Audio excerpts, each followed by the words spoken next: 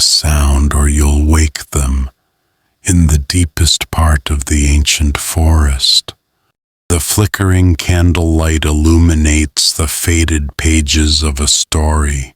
Hedgehog still sits and tells the stories that people dare not tell before.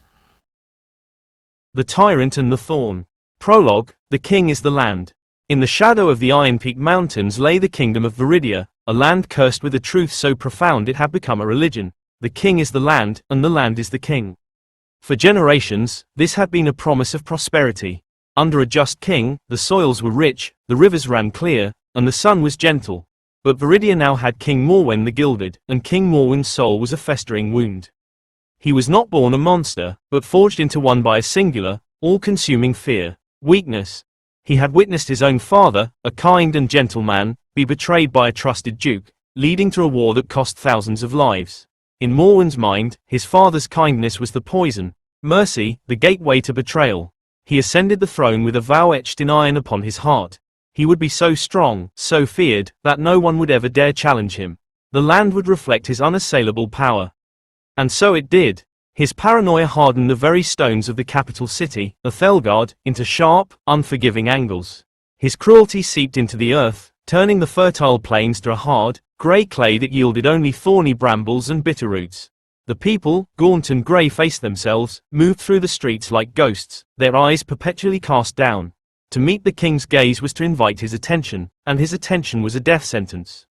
He was called the Gilded, not for his wealth, but for his appearance. He wore a mask of polished gold, crafted into a handsome, serene visage, to hide the face he believed revealed the humanity he so despised. Beneath it, he was a man of sharp angles and colder eyes. His rule was enforced by the Onyx Guard, silent, faceless soldiers whose loyalty was as absolute as their brutality. This is not the story of how a hero rose to slay the tyrant. This is the story of how a kingdom, and the man who was its heart, rotted from the inside out. Chapter 1. The Price of a Sigh. The Great Hall of Ethelgard was a monument to fear. Banners of black and silver hung limp from the towering ceilings. The only light came from a massive, iron chandelier shaped like a twisted, leafless tree, its candles casting long, dancing shadows that looked like writhing souls. King Morwen sat upon the throne of Veridia, carved from the petrified heartwood of the first king's sacred oak. It was now grey and cold. Before him knelt a farmer, his hands, caked with the futile effort of trying to coax life from the dead soil, trembling uncontrollably. "The tax, your majesty," the farmer stammered. "I have brought all my harvest." He gestured to a small pile of withered turnips and thorny vines on the floor. Morwen's gilded mask did not move. His voice, however, emerged from it, a low, resonant sound like stone grinding against stone. "That is not the agreed amount." "It is all the land gave, your grace," the farmer pleaded, a tear cutting a clean path through the grime on his cheek. "My children, they have not eaten in 3 days."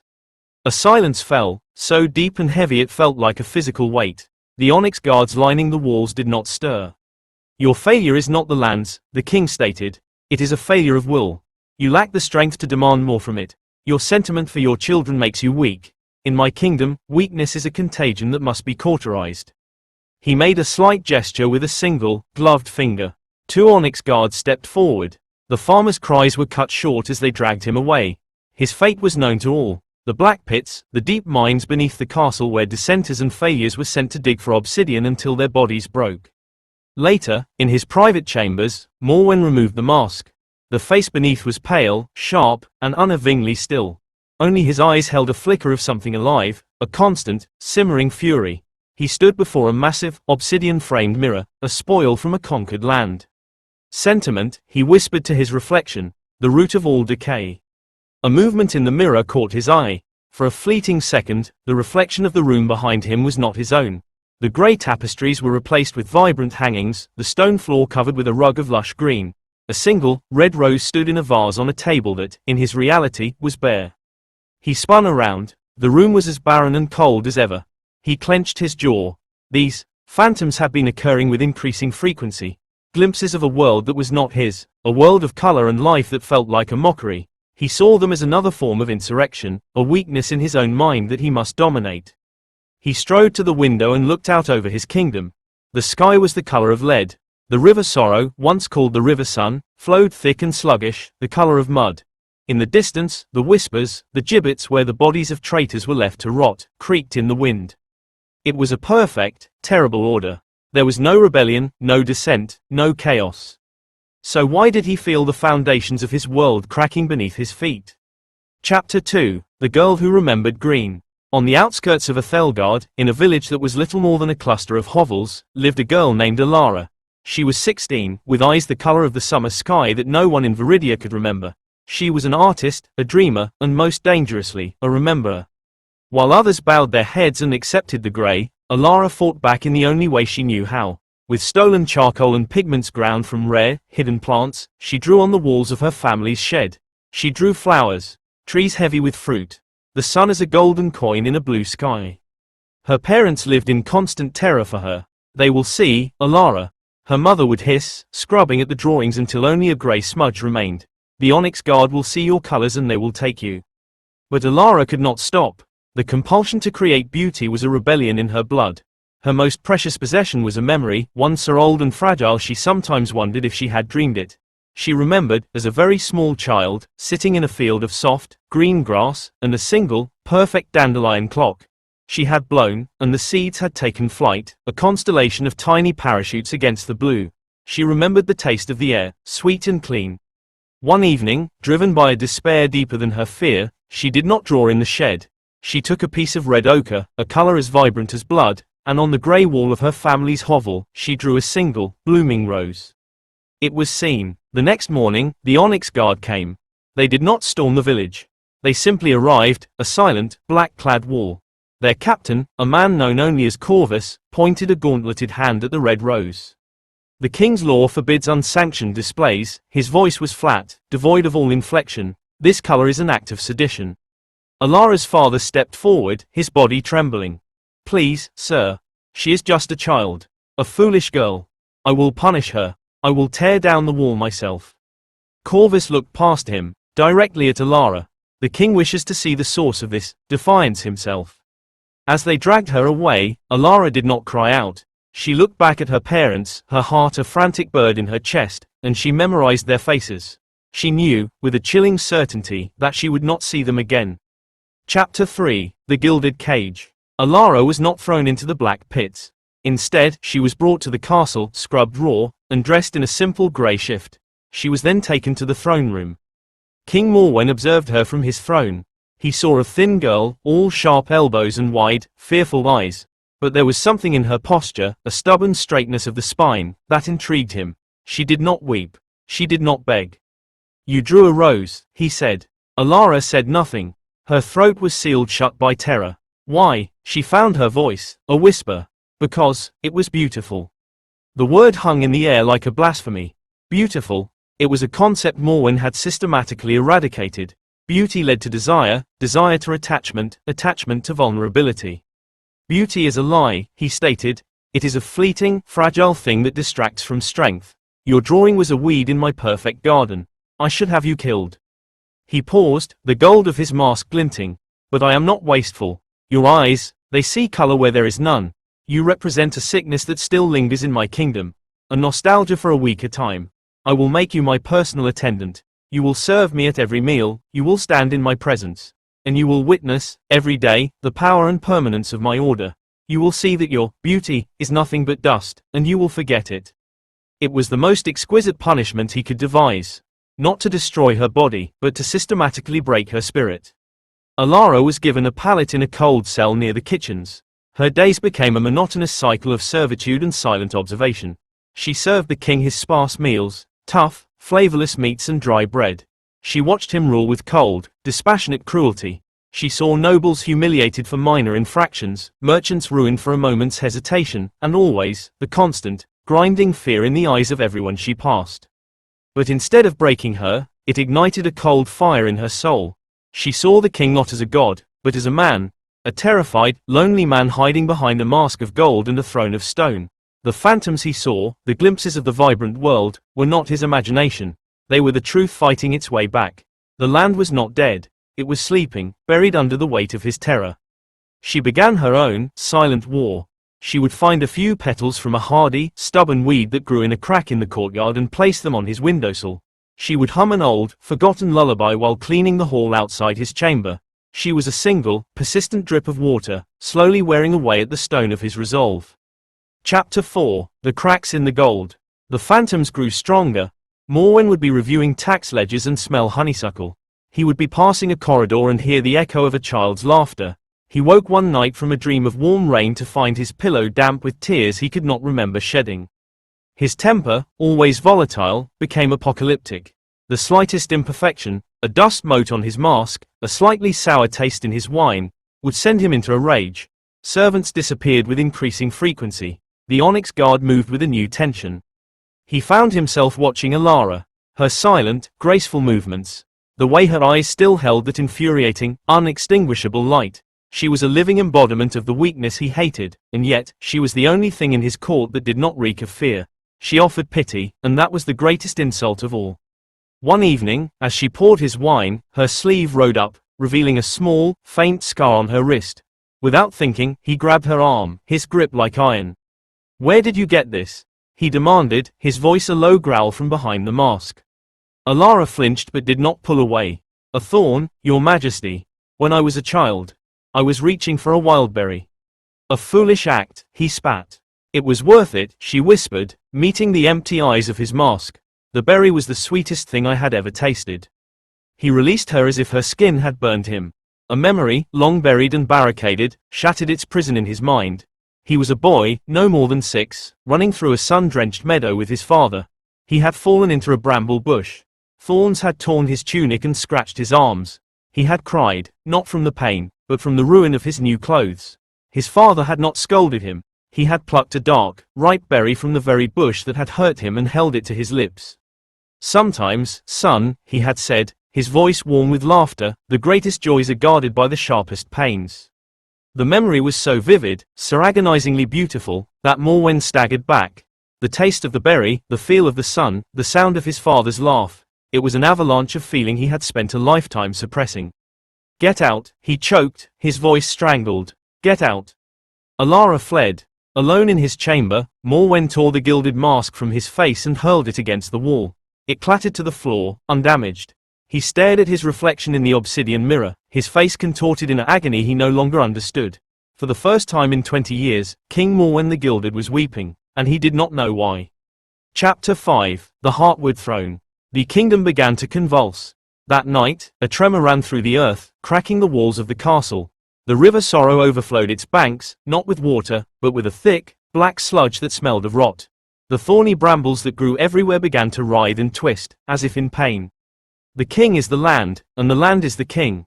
Morwen's inner turmoil was becoming a geological event. He descended into a kind of madness. He paced his chambers, his unmasked face a roadmap of grief and rage. The phantoms were no longer glimpses, they were overlays. He would see the grey stone of his floor, and simultaneously see the green rug. He would hear the howling wind, and underneath it, the sound of a cheerful lute. The two realities were tearing him apart. He summoned Elara to the throne room. It was empty save for the two of them and the silent Onyx Guard. "What have you done to me?" he demanded, his voice raw. He was not wearing his mask. The sight of his human face, vulnerable and twisted with pain, was more terrifying to Elara than the golden lie had ever been. "Nothing, your majesty," she said, her voice steady despite her fear. "I have only reminded you of what you were." "I am the king," he roared, the sound echoing in the vast hall. "This is what I am. This strength. This order." "This is not strength," Elara said, taking a daring step forward.